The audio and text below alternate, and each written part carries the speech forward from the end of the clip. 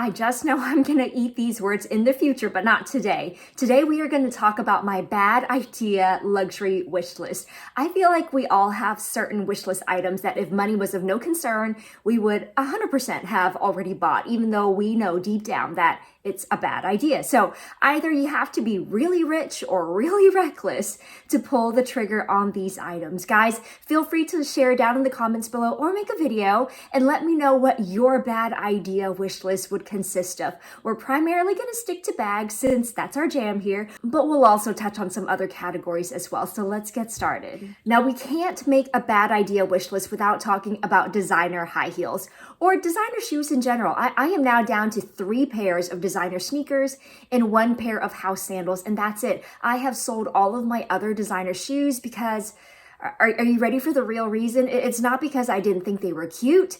It's honestly because they were not comfortable. My designer shoes were some of the least comfortable shoes I've ever worn. And let's not even talk about high heels. Actually, no, we're going to talk about it. Why did I say that? That's the main thing we're talking about here. I have yet to meet a pair of designer high heels that were designed with comfort in mind. It's almost like they don't want their high heels to be comfortable, so you don't wear them out too quickly. So while designer high heels are at the top of my bad idea wish list, I still like the idea of wearing heels for professional and evening occasions. So when Cozy Island reached out to me about their arch support high heels, I just felt like that was the kind of new to me product and brand that I would like to feature on this channel. So today I have 2 pairs of high heels to share with you. So I feel like between these 2 pairs, you will be covered for all of your basic high heel occasions. The first is their Grace Lithe pointed toe muled in the Comfort Pro edition. So this is in the color apricot and it is a true size 6, which is what I normally wear. Also, I'll show you a snapshot of their website, but I just love how they offer this exact style in different foot widths, heel heights, and obviously colors and patterns. I'll also insert a picture of the breakdown of the sole so you can see exactly what's going on and why these are going to be so much more comfortable for all day wear. So if you are someone who suffers from foot ailments like bunions and flat arches that prevent you from wearing high heels, I highly suggest you give these a go. I mean, I was honestly floored when I unboxed these. They came really well packaged. I also love that they sent this little foot ruler so you can measure your foot. But more importantly, when I tried these on for the first time, like I was not prepared for how well made they are, and more importantly, how insanely comfortable they felt on my feet, despite being decently tall. So here's just a close-up of the shoe, and I'll insert mod shots of what they look like on me. So well made and so beautiful. So while I would consider this first pair to be perfect for all sorts of daytime occasions, this next pair is what I consider to be the perfect evening night out high heel, and it is the diamond pointed toe heeled pump. I love how elegant the sparkle is without feeling gaudy. I mean, this design is truly so versatile.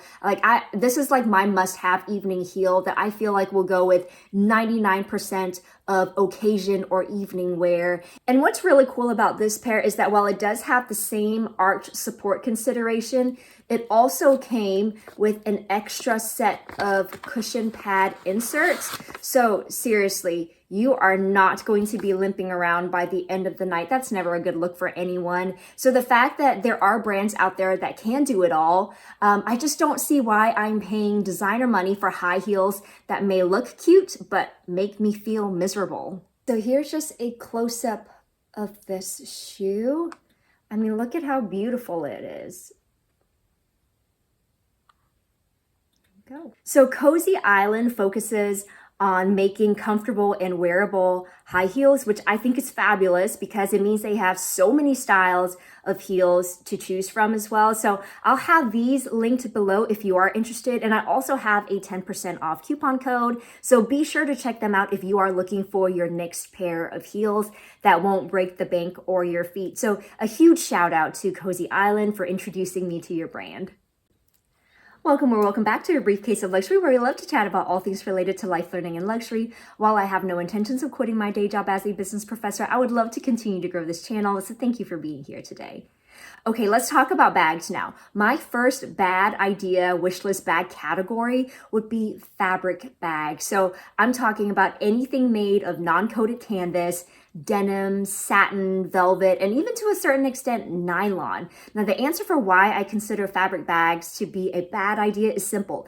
It all comes down to a designer price tag for non-designer quality wear and tear. Now, I hate to be the one to tell you this, but I just don't think Chanel's or Louis Vuitton's denim fabric is that much more superior to regular denim relative to the markup that you are paying. So while personally, I would love to have a Chanel denim flap or a Louis Vuitton denim bag, either vintage or new, I just have to step back and ask myself, is the material worth the price tag? Like if I took away the Chanel or Louis Vuitton logo, like let's be honest, would I still pay that much for a denim bag? And the answer is no. And the same kind of goes for non-coated canvas bags. Like I have been eyeballing vintage Fendi baguettes left and right, but the issue here is that there are so many on the pre-loved market that are made in like their jacquard canvas, so just that raw uncoated fabric, and you really do get to see, especially for the vintage ones, how badly they wear over time. Like I said, I know it's a bad idea, but I still think there are some of these fabric designs that are just so beautiful.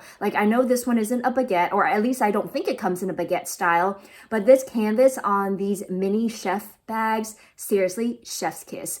And I really have to make myself look at the wear and tear on these pieces to, again, just make me step back a bit and just not get caught up in how much I actually love how the canvas looks. Now, when it comes to satin or velvet, I mean, those are just so delicate as is. Like if money was of no concern, then heck yes, I would have a Chanel velvet flap of some sort, and I would have some sort of beaded Lady Dior in satin. And I suppose I would either baby them for special occasions or just be like, screw it. If it falls apart, I have the money to buy another. Now, nylon, this fabric is a little trickier because granted, I do find Prada's nylon bags to be very durable. So the issue here isn't necessarily wear and tear of the material. Like I've had my Prada bucket bag for years, and besides showing dust, it's worn beautifully, but that's because it's also in black. I feel like other lighter colors especially can show wear so horribly. Like I would love to have a light colored re-edition piece, but even if you can find one in excellent condition, you can see how dingy they get over time just by looking at the not so good condition ones for sale. And at the end of the day, nylon just isn't a high-end material, so to speak, that I know of at least. So obviously you can find non-designer nylon pieces that I think are going to be just as durable, if not more. I've shown two in the past that I picked up from Amazon for literal pennies compared to Prada, like under $20 or something like that. And I suppose if you're still wanting something more branded, for lack of a better word, there's Longchamp. I have one Longchamp tote that's been going on 20 years strong. And while it's seen better days, it's still in one piece for how much she's been used and abused these past 2 decades. The newer brand that's recently been on my radar is MZ Wallace. Now, I personally don't own any MZ Wallace bags yet, and as much as I'm interested, I still wonder if that price point is a little too high for me when it comes to nylon. You know what? Let's go ahead and throw Rafia in here as well. I know it's not fabric, but it's honestly worse in my opinion. I've been pretty firm on this stance. I've made countless videos on how I think reimagined classic and iconic handbags in Rafia are simply not worth the money. Again, just based on the cost of the raw material itself. But see, this is one of those categories that if I had all the money in the world and simply didn't care about the wear over time, then heck yeah, I would love to have an entire collection of your iconic bags in these Rafia materials. But for now, since I don't have all the money in the world, something like the sack bag that I showed recently, which was for under $40 from Marshall's, that's just gonna have to do for now. The next category would be designer bags with any type of exaggerated features. Now, I have a couple in mind. Like there are East-West bags, and then there are East-West bags. And I guarantee you one of those silhouettes is going to become dated much faster than the other. Can you guess which one? And that goes for all other sorts of features like pockets. That's another feature that's currently trending. And same thing here. There are cargo pockets, and then there are cargo pockets. Again, if you don't want to feel silly after the trend is over, then maybe don't opt for one that's covered in nothing but pockets. Size is another one. I know this trend has been longer lasting, but we are seeing this slow shift from micro to jumbo bags. And to me, both extremes simply don't make sense. I've never been into the micro size trend. Something like the Chanel wallet on chain is the smallest bag I've ever gone for. I even sold my Louis Vuitton pochette accessoire in the epi leather because it literally was just a phone carrier. But I have never understood the draw to carry micro bags that literally cannot fit anything, especially your phone. Like for me, that's the bare minimum function of a bag. But I get the trend towards smaller bags in general because we just no longer carry like cash or coins, sometimes not even credit cards if you pay with your phone. So to an extent, I can see how what we used to consider to be a small medium bag has shifted over time. Like even for me, I remember classifying the Speedy 30 as a small medium bag back in the day. So as much as I don't necessarily understand the micro bag trend, I equally don't get the jumbo bag trend either. Like typically touted by the same people who say that a micro bag is big enough for all of their daily essentials. Like how are they making this make sense? And Coach has really been capitalizing on the jumbo bag trend with the Empire bag and their new Kiss Lock clutch. Now, I like a big bag for work, but that's it. I am so curious to know where and how these ladies are carrying these big bags and what they're putting in them. Like for the Empire, I know many people are saying that it's good for travel and for long weekends, so fair enough. But what about the Kiss Lock clutch? Are you still popping in there just a phone, a lippy, a card holder, and keys? So I feel like both extremes just look comical and will look dated very quickly over time. Now this last feature is one I haven't bought into, and that's asymmetrical bags. I feel like this is one that never quite took off, but we've still kind of seen it hanging around with the Rose Half Moon bag. Coach has their Cash-In, I think that's what it's called. And I think I'm just going to go ahead and lump their new Twisted Tabby in here as well because that's just a straight up no for me on that one. And I feel like all the high street brands have duped like the Rose bag specifically to bits. Like you also have the Open Nirvana bag, which is Open even still around?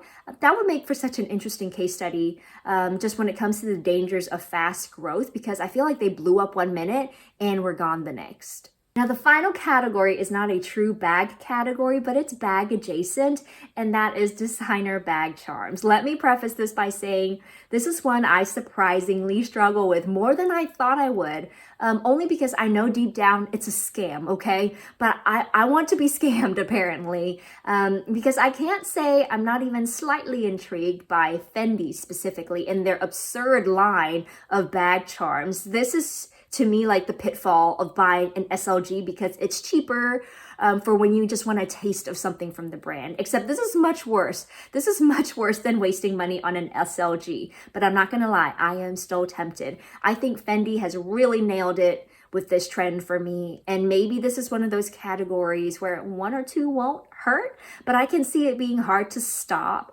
once you start, you know? So there you have my bad idea luxury wish list. Again, if I had money to spare, then 100% I would buy into all of these items just for funsies. However, I don't have just for funsies money lying around. I wish I did, but I don't. Anyways, thank you so much for sticking around until the end of the video. And if you enjoyed your time here, then please don't forget to like, subscribe, and hit that notification bell. And I'll see you next time.